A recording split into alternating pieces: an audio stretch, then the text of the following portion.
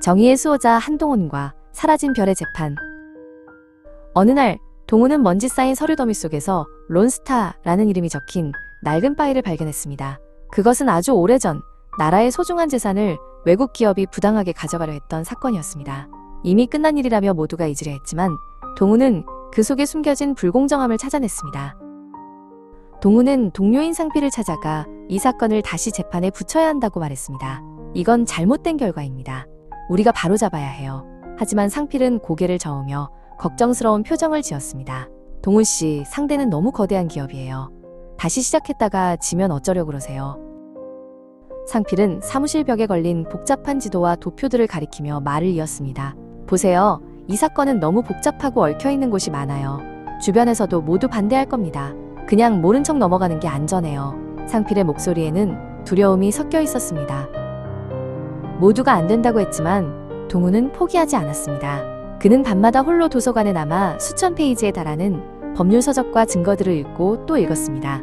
눈이 침침해지고 어깨가 아파왔지만 정의를 바라는 마음 하나로 버텨냈습니다. 마침내 그는 결정적인 단서를 찾아냈습니다.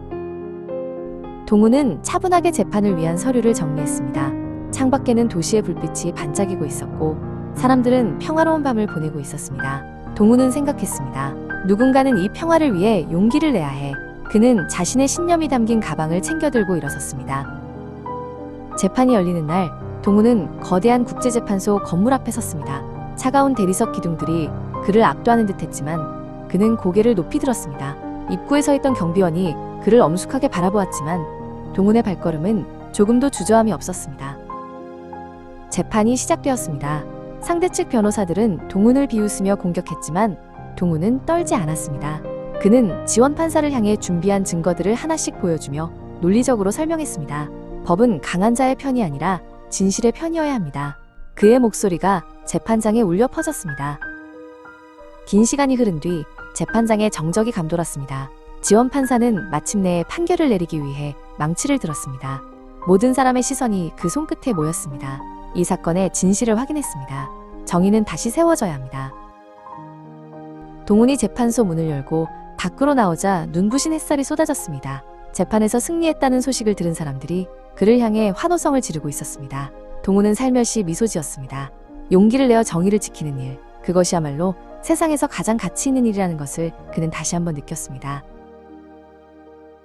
정의를 위한 재도전, 엘리엇의 그림자를 걷어내다. 차가운 겨울바람이 부는 법무부의 복도, 동훈은 두꺼운 서류 봉치를 품에 안고 서 있었습니다. 서류 봉투 겉면에는 엘리엇 사건이라는 글자가 선명하게 적혀 있었습니다. 이미 끝난 싸움이라며 모두가 고개를 저었지만 동훈의 눈빛은 그 어느 때보다 단호했습니다. 그는 안경을 고쳤으며 나지막이 으쪼렸습니다. 잘못된 것은 바로잡아야 합니다. 그때 오랜 동료인 범석이 다가와 그의 어깨를 잡았습니다. 동훈, 다시 생각하게. 상대는 거대 자본이고 이미 지난 판결을 뒤집는 건 계란으로 바위치기야. 주변의 반대도 만만치 않네. 범석의 목소리에는 걱정이 가득했습니다. 하지만 동훈은 부드럽게 미소 지으며 대답했습니다. 바위는 깨지지 않아도 계란은 그 흔적을 남기니까요. 그리고 저는 그 바위를 뚫을 송곳이 될 준비가 되었습니다. 동훈은 사무실 창밖을 내다보며 결심을 굳혔습니다. 법이란 강한 자의 방패가 아니라 평범한 사람들의 눈물을 닦아주는 손수건이어야 한다고 그는 믿었습니다. 그는 책상 위에 놓인 낡은 법전을 어루만지며 진실을 찾기 위한 긴 여정을 시작할 준비를 마쳤습니다. 동훈은 유능한 조력자 지수와 함께 밤을 지새우며 자료를 분석했습니다. 산더미처럼 쌓인 영문 서류들과 복잡한 회계장부들이 그들 앞에 펼쳐져 있었습니다. 여기에요. 이 부분이 결정적인 실마리가 될 수 있어요. 지수가 서류의 한 구절을 가리키며 외쳤습니다. 동훈의 눈이 번뜩였습니다. 두 사람은 지도가 그려진 화이트보드 앞에서 전략을 짰습니다. 상대의 논리는 겉보기엔 완벽하지만 이 지점에서 법적 허점이 생깁니다. 동훈이 마커로 화이트보드에 선을 그으며 설명했습니다. 지수는 그의 날카로운 분석력에 감탄하며 고개를 끄덕였습니다. 보이지 않던 승리의 길이 조금씩 선명해지고 있었습니다. 드디어 재판 당일 법원 건물 앞으로 향하는 동훈의 발걸음은 무거우면서도 경쾌했습니다.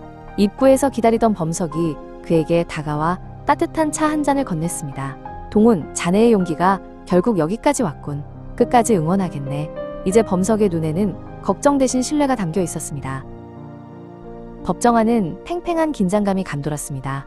엘리엇 측의 변호인단은 거만한 태도로 동훈을 압박했습니다. 하지만 동훈은 법관석을 향해 당당히 섰습니다. 그는 떨림없는 목소리로 준비한 변론을 시작했습니다. 법정 안의 모든 시선이 안경 너머 진실을 말하는 그의 눈동자에 쏠렸습니다. 정의는 때로 늦게 찾아올 수 있지만 결코 길을 잃지는 않습니다. 동훈의 마지막 발언이 법정에 울려 퍼졌습니다. 그의 진심 어린 목소리는 장내를 고요하게 만들었습니다. 수많은 반대와 편견을 이겨내고 오직 법리와 진실만을 쫓아온 그의 진심이 모두의 마음을 움직였습니다.